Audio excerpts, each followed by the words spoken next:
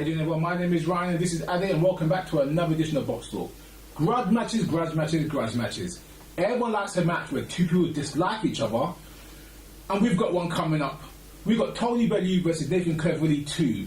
A rematch of a fight that was quite close originally, but now they're in a new division, and the animosity is still there.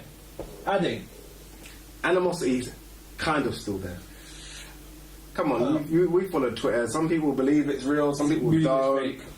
It's not, Tony. We said I think Tony Bellew is that person that he fires himself up. So he's definitely got the animosity is real for him. But you kind of question sometimes when there's animosity, you kind of question, okay, where has it come from? There needs to be kind of this thing.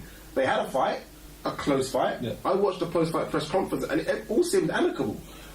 And now it's gone like after fight things are different now. I mean, and now emotions are high. You're stressed out. You just fought someone, so you got a mutual or even a begrudging type of respect for the person, but it doesn't mean you like the person. See, the thing about rematches, and like you say, Britain's kind of rematches are those things where, like you say, the person that wins the first normally wins the second. But the other good thing about good rematches, i.e. George Groves, i.e. Nigel Benn, we can go on. There's more Gatti. There's normally a world title on the line, number one. Number two is that normally we'd like to think that both are in the elite of their division, at least top 4 or 5. It kind of gives that sprinkle to it, like whoever wins this is definitely going to go on and destroy it, whatever. That's what we like.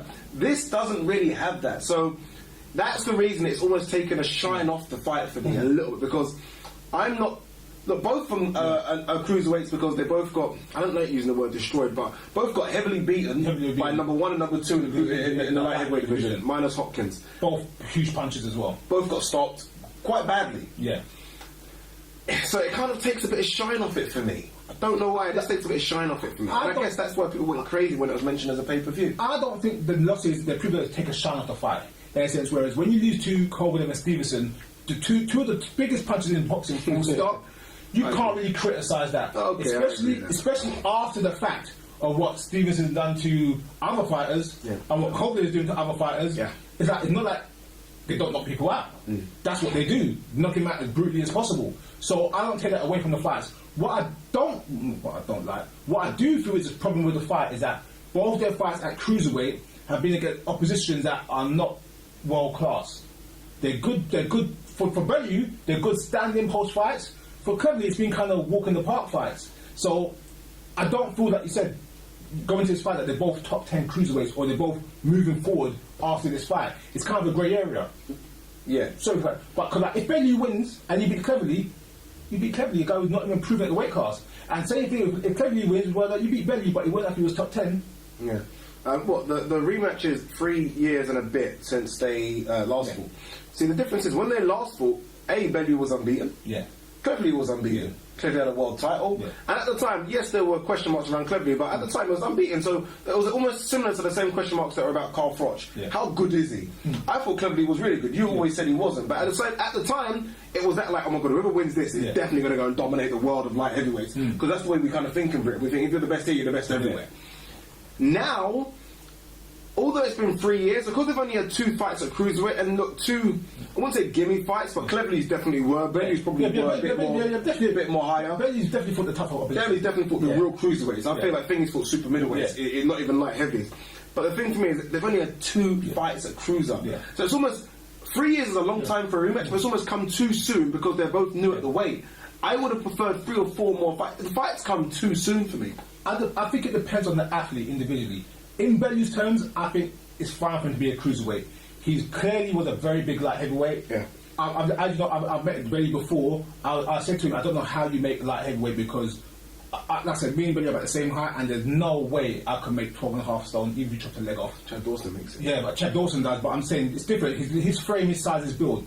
His fights at light heavyweight now, at cruiserweight now, you can see he's full that into the weight class. Yeah. He actually looks like a cruiserweight. Yeah. Nathan Cleverly, on the other hand, still looks like a light heavyweight with a bit more muscle. Yeah, a little bit more muscle, but he doesn't. When I look at any other cruiserweight, top 10 world ranked cruiserweight, and look at Nathan Cleverly, they look like 2 guys in different weight classes. Yeah, the problem for Nathan Cleverly, I think to be fair, openly admit it. Well, Nathan Cleverly's got two problems, but the one I'm talking about really is that he said, ideally, he'd prefer a weight between light heavy and cruiser. Yeah. When you say that, there's a problem for me already. That means you can make light heavy. You can make light heavy.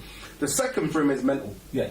I mean, as good as he's now starting to become a bit more worth it. Okay, maybe he does want this, but I still look at him as a guy that doesn't really want to fight. And I think for any other sport in the world, you're okay. Yeah. When you don't want to box and you're just boxing, I worry for you. When you retire, or say you're retiring after one loss because you got knocked out and you weren't going to be the next Joe Calzaghe, and you've kind of flew away, so you don't want to fight, you might fight, you're not sure you're going to fight, and then you come against your type of opposition he's had, that doesn't build any confidence for me. Yeah, both of these fighters.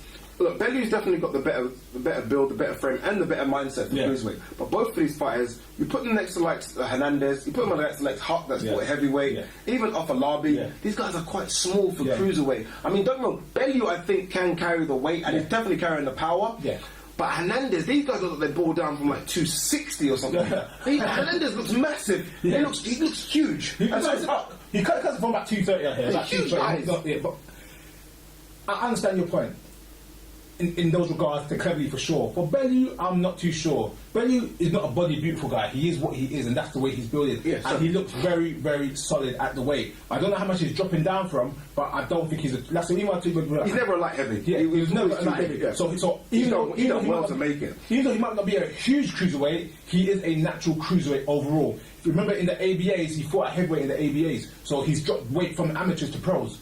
ABA heavyweight is 88 kilograms. Yeah, 88. He's dropped a bit. Yeah. So he's dropped a bit. 88 about. And I guess although he's dropped conditioning, he's probably a better conditioner, so he's been able to make the weight with it. So it's different. So that's it. Bellew is the actual guy that can actually do it.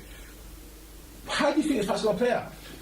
Two ways, really. Look, although they've gone up in weight and there's a weight difference, Cleverly psychologically thinks I can beat you. Because he has beaten him. It was a close fight, but Cleverly went to his backyard and beat him. There's that. So in Cleverly's mind is that, look, although you are now the bigger guy, although the size advantages are with you, I have beaten you. And when I look at I've watched all Bellew's fights, I've watched all Cleverly's fights in terms of when they became on YouTube, whatever. Cleverly's the better boxer for me as well. Yes. So you've got a guy that A can beat him and B can box. That's why it makes such an intriguing fight. But you've got Bellew, who definitely is a stronger now. Yeah. There's no twist about it. Bellew hits, and he hits hard. Does Bellew hit hard as Kovalev? No.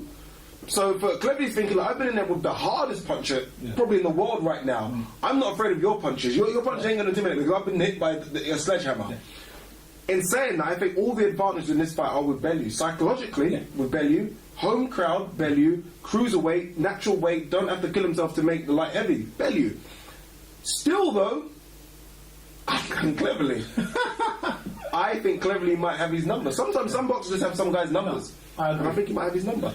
I'll agree with all your terms except the winner. Cleverly is the better boxer. Yeah. I think he's smoother, he's technically more sound, he moves better in the ring. Yeah. He is what you would say is a boxer. Yeah. But I'm definitely doubting his mindset. Yeah. I'm definitely doubting his toughness, and I don't think he's got balls as big as Bellew.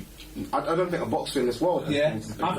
I think Bellew's going to say, guess what, I'm going to smash you, mate, and I'm coming across the ring to do that. And Bellew might be behind in the fight, might be losing, but Bellew's going to be on him constantly throughout the fight, and sooner or later, that pressure and that power is going to catch up to Cleverly. Once Cleverly gets hurt once, he's going to have nightmares of Kovalev, and I'm going for Bellew by stoppage. I'm going Bellew by stoppage, mate.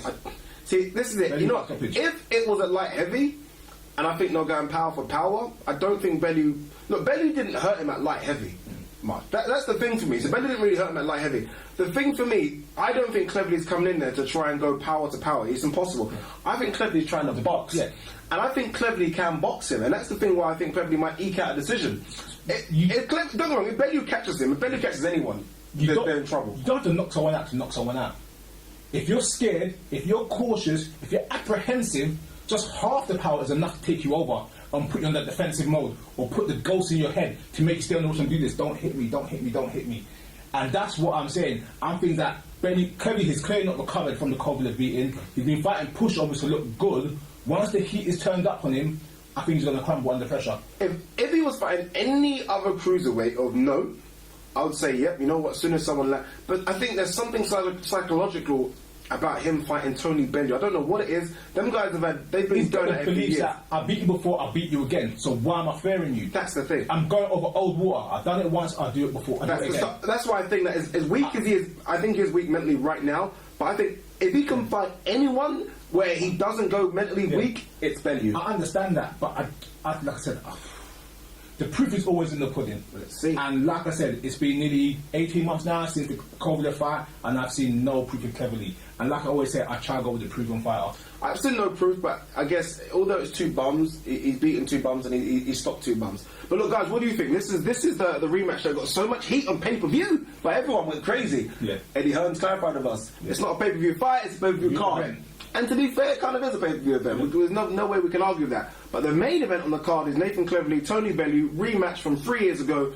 Cleverly won that one, but different now, isn't it? Bellew's got another extra stone to carry with him. And that stone looks like it's all muscle, no fat. But guys, what do you think? Leave the comments below. Who wins this fight? And if Bellew does win, which I guess, even though I want Cleverly to kind of win, I think Bellew probably will win this. If he does win, are we talking world title shot next? Is that too soon for him? Does beating Cleverly, like you say, prove anything? Yeah. Does beating a light heavy mean you can hang him with the big boys? And they are big boys at Cruiserweight. Leave the comments below. Email us at boxtalk@hotmail.co.uk, and don't forget to follow us on Twitter at boxtalkuk. Also, guys, don't forget to subscribe. Our numbers are moving. But keep subscribing, guys. Thank you very much. And thanks for watching another edition of Boxtalk.